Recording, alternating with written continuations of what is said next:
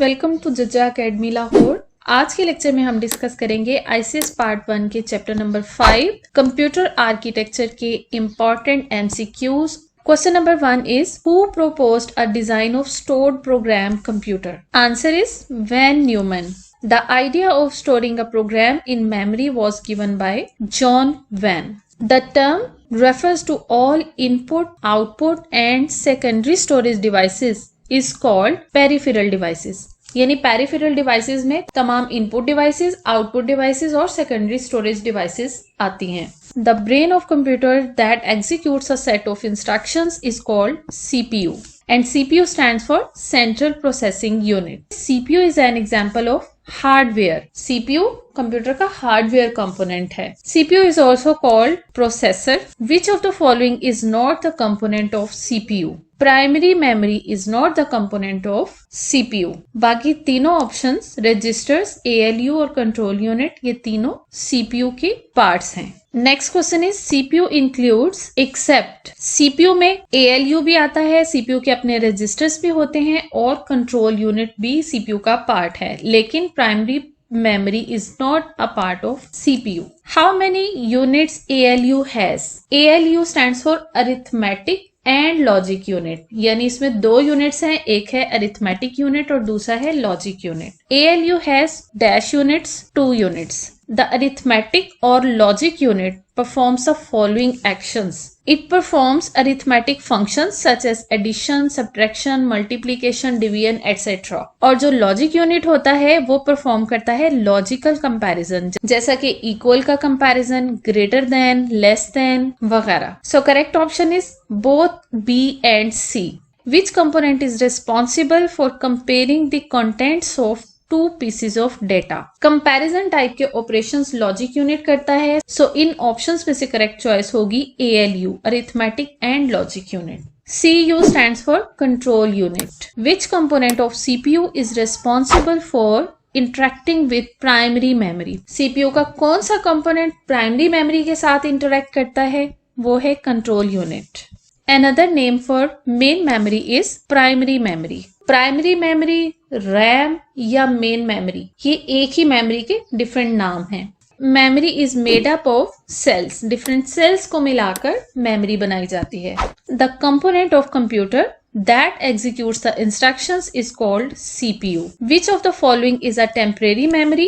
RAM, random access memory. RAM holds the data और instructions temporarily. आर्जी तौर पर इसमें डेटा और instructions स्टोर होती हैं। An important characteristic of RAM is volatile. Volatile का मतलब ये है कि जैसे ही कंप्यूटर बंद हो जाता है, चाहे आप उसे शट डाउन करके बंद करें या फिर बिजली का झटका लगे, कंप्यूटर के बंद होने की सूरत में रैंडम एक्सेस मेमोरी में जितना भी डेटा या इंस्ट्रक्शंस पड़ी होती हैं वो तमाम रिमूव हो जाती हैं, खत्म हो जाती हैं। इस कैरेक्टरिस्टिक को कहते हैं volatile. Which of the following memory is temporary?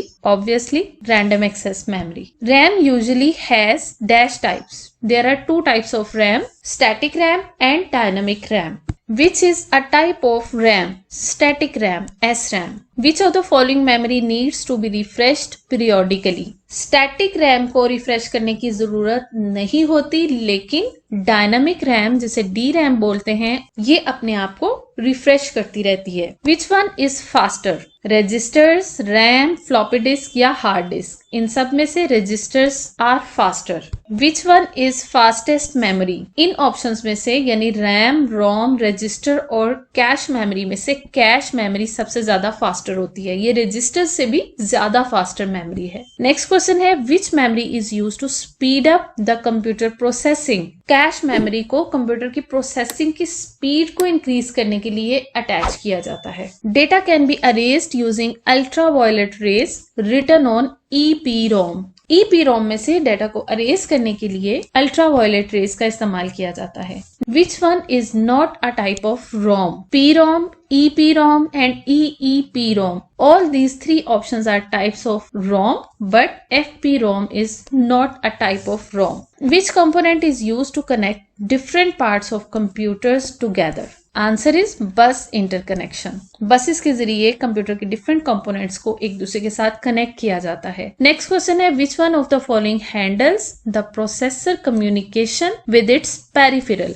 Electric path used to transfer data is called computer bus. How many bits are carried by one line of data bus? Data bus में जितनी number of lines होती हैं उतनी number of bits वो data bus transfer कर सकती है एक वक्त में। एक लाइन एक बिट को ट्रैवल करवाती है। इसी तरह अ बस with 64 lines can carry data of 64 bits, यानी जितनी नंबर ऑफ लाइंस उतनी नंबर ऑफ बिट्स को ट्रांसफर करवाया जा सकता है बस पर। CPU provides enabling signal through control bus. Which bus allows the processor to communicate with peripheral devices? It's expansion bus. Which of the following is not a type of bus in computer?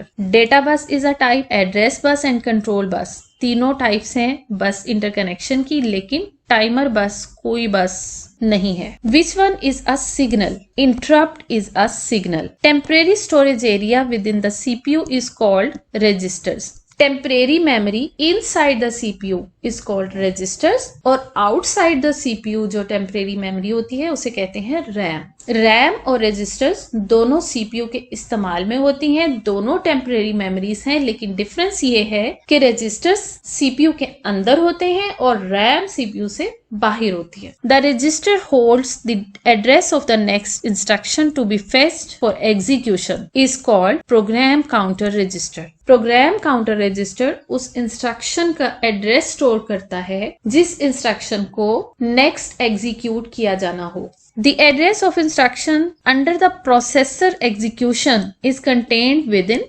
program counter. If memory location is to be read, CPU places address in memory address register. Register that collect the results of computations are called accumulator register.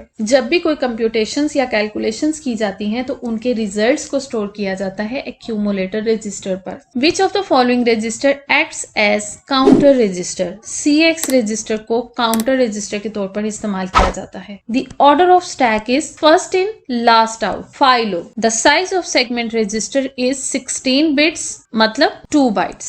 Extra segment register deals with variables. Which register contains the base location of the current program stack? Stack की base location को store करवाया जाता है stack segment यानी SS register में। All are general purpose registers except EEX.